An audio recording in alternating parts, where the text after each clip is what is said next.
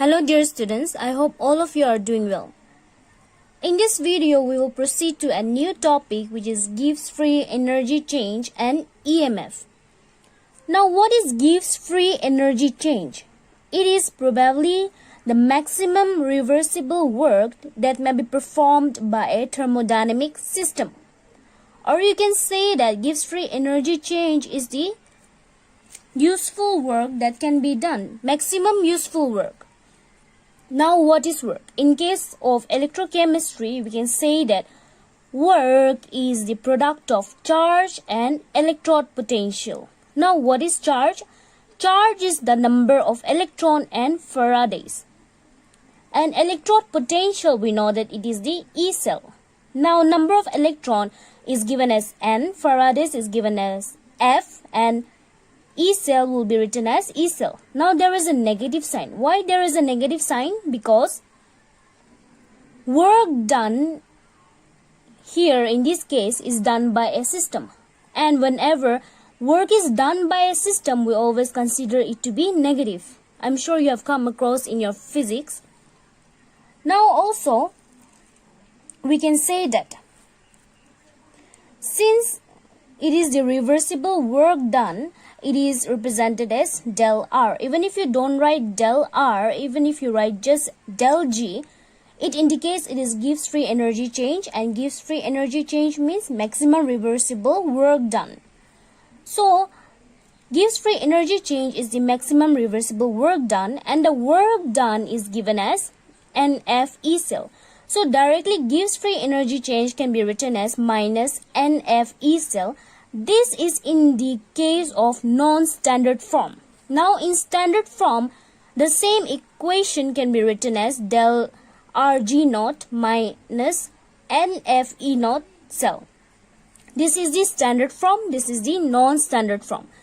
Now let us see what happens to Gibbs free energy change at equilibrium condition. Now this equilibrium condition for Gibbs free energy change will be taken out from Nernst equation. We have already discussed about Nernst equation, and by now we are familiar with Nernst equation, which is E cell is equal to E naught cell minus 2.303 RT NF log Q. This is the very Nernst equation. Now we also know that at equilibrium E cell is considered to be 0 because there is no change in the concentration. That is why E cell will be 0, and we also know that log Q, it will become equal to the cell constant, which is equilibrium constant log Kc. So this very equation at equilibrium can be written as E cell is 0. So directly we will write the right hand side form. So upon writing this, now E cell will come to the left hand side with a minus sign. Here, you will not cancel the minus sign because in this Gibbs free energy change, we have a minus sign. So, we will not be cancelling this minus sign and will proceed as it is. Now, E cell, if this denominator goes to the left hand side, it will be written as NF E naught cell. And what is NF E naught cell? We know that minus NF E naught cell is Gibbs free energy change in standard form. So instead of minus NF E naught cell, what can we write? We can directly write Gibbs free energy change in standard form. And Gibbs free energy change in standard form is equal to minus 2.303 RT log Kc. So this is the very equation for Gibbs free energy change at equilibrium. And this is the equation in standard form. This is the equation in non-standard form. So I'm sure that it is quite clear about Gibbs free energy change and EMF in its non-standard form, in its standard form, and also at equilibrium. Now let us have a look on the condition of the reaction or the process. When del G is negative, the E cell will be positive. And if the del G is negative and E cell is positive, the reaction or the process will be spontaneous. If you remember in our first class, we have discussed that In case of galvanic cell, the reaction or the redox reaction are spontaneous. So this very process will occur in galvanic cell. That means it will have a spontaneous reaction. When del G is positive, the E cell will be negative, and in this case, the process or the reaction will be non-spontaneous. And also, if you remember, non-spontaneous redox reaction occur in case of electrolytic cell. So this very process will occur only in case of electrolytic cell. And when del G is negative, E cell will also be negative. That means that this very case occur only in the process or the case of equilibrium condition. That means if E cell is negative, del G will also be negative, and the condition is that it is in equilibrium state. We came across Kc, that means equilibrium constant, in Nernst equation as well as in Gibbs free energy change. Now, what is the significance of this Kc? As you can see that it is written that it gives the extent of cell reaction. Larger the value of Kc, the reaction will proceed to larger extent. Now, what does this mean? Here, this equilibrium constant Kc help us to understand whether reaction tends to have higher concentration of product or reactant at equilibrium. It will help us to understand whether the reaction tend to have higher concentration in terms of product or in terms of the reactant. A large equilibrium constant value means the reaction goes to completion with all the reactant converting into product. That means there will be no leftover reactant. All the reactant will go to the product. In that case, the equilibrium constant will be large. But if the equilibrium constant is less or very tiny, it means that the reaction hardly have moved forward. That means the extent of the reaction will be less. Kc value means all of the reactant converts to product. That means the extent of reaction is quite large. But if the reactant did not convert to product or the reactant did not move forward, that means the extent of reaction will be quite less. This is the significance of equilibrium constant. Now let us go to the next topic, which is electrolytic conduction. What comes to your mind when we say plastic is a bad conductor of electricity? It simply means that plastic do not allow the flow of current through it. That is why it is known as bad conductor of electricity. Now, electrolytic conduction, it simply means that the substance which allow electricity to pass through them in their molten state or in their aqueous state are called electrolytic conductors. Now, molten means a solution which has been heated to melt it down. It will basically be in paste kind of form. So, electrolytic conduction simply means those substances which allow flow of electricity through it. And those substances will be in molten state or in aqueous solutions. Now let us see the first point, molar conductivity or conductance given by cap m or lambda m, but accurately you will see most of the time it is written as cap m. So let us first see by definition. It is basically defined as the conducting power of all the ions produced by dissolving 1 mole of an electrolyte in a solution. In simple sentence, the conductivity of 1 molar ionic solution is called molar conductivity. Now it is given as cap m is equal to kappa into 1000 divided by m. This is the accurate formula. In your notes it is given in general form, so you can write this down. Coming to its unit, most of the time in MCQ the units are asked. So the unit of kappa is Siemens centimeter inverse divided by molarity is given as mole per centimeter cube. Upon bringing this to the numerator, somewhat it will be in this form, that is Siemens centimeter inverse into 1 by mole into centimeter cube. Does not change its sign. So when it goes to the numerator, it is in this format. There is no sign here. So 3 minus 1 comes as centimeter square. So this is the unit of molar conductivity, Simon centimeter square mole inverse. You can highlight it in your notes as well. The second point, which is equivalent conductivity.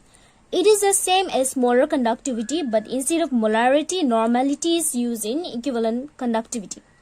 Let us go by definition first. It is defined as the conducting power of all the ions produced by dissolving 1 gram equivalent of an electrolyte in a solution. So here, in molar conductivity, we were dissolving 1 mole of an electrolyte solution. But in this case, we are dissolving 1 gram of an electrolyte in a solution. So basically, the only difference is that in molar conductivity, we are dealing with molarity. In equivalent conductivity, we will be dealing with normality.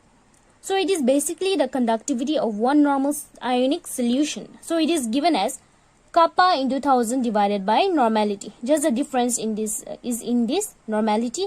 It was molarity in case of molar conductivity. Now what is kappa? Kappa is basically the conductivity of 1 ml solution. And it is always given in the unit Simon centimeter. So the unit of equivalent conductivity is Simon centimeter square equivalent inverse. Now let us see what are the factors that affect the conductivity of an electrolyte.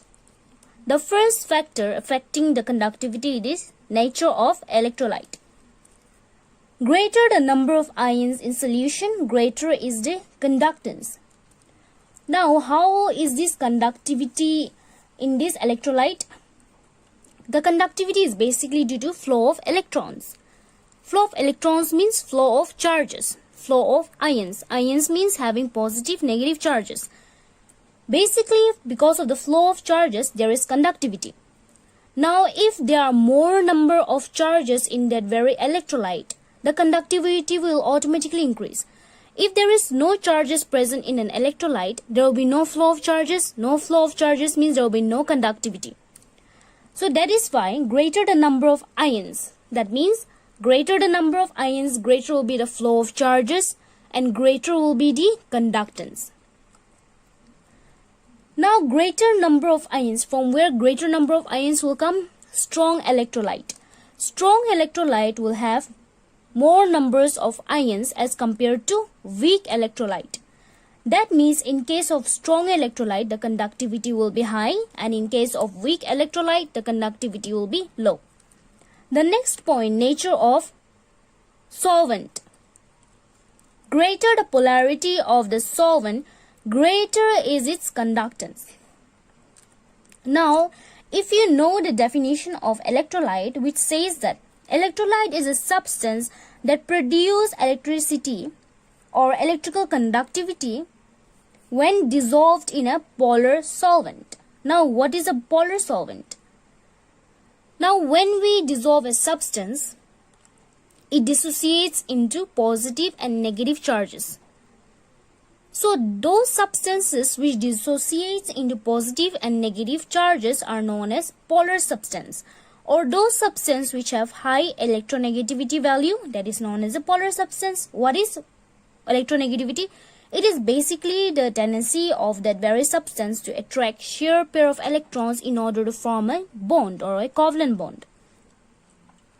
So those substances which have high electronegativity value are polar substance, and those which does not have high electronegativity value are known as non-polar substance. So greater the polarity, that means what is greater the polarity means? That means higher tendency of a substance to dissociate into positive and negative ions. More number of positive and negative ion means more number of charges, more flow of charges means higher will be the conductivity. So greater the polarity of the solvent, greater is its conductance. Now, if you are getting confused with polar and non-polar substances, in simple way, just remember that if you see any compound directly bonded with oxygen, nitrogen, fluorine. That means if any compound where hydrogen is directly bonded to oxygen, nitrogen, fluorine, that very compound will be polar. But if you see any compound where only carbon and hydrogen is present, that means it will be a non-polar compound. So, high polarity means it will have greater tendency to ionize. Ionize means giving out negative and positive ions. If it accepts electron, it will acquire a negative charge. If it gives electron, it will acquire a positive charge. That means dissociating into ions. So high ionization means high conductivity. Size of ions. We have seen that greater the number of ions will be equivalent to higher conductivity. Greater the polarity means higher conductivity. But both these are talking about the number of ions only. Higher polarity means more number of ions. More number of ions means if you have ions with larger size and in one container, ions with smaller size, which will have more strength? Obviously the container with ions which have larger size, because there will be contributing to more flow of charges. So size of ions, that means increasing size of the ions will give higher conductivity. That means conductivity will increase. Let us see the concentration. Concentration of the solution. Decrease in concentration, conductivity increases. Suppose if you have concentrated H2SO4. Concentrated H2SO4 means pure H2SO4. In order to make it impure, what we do is we dissolve some solvent and make it dilute. Dilute means it is not pure anymore. So upon dilution means you have decreased the strength of H2SO4.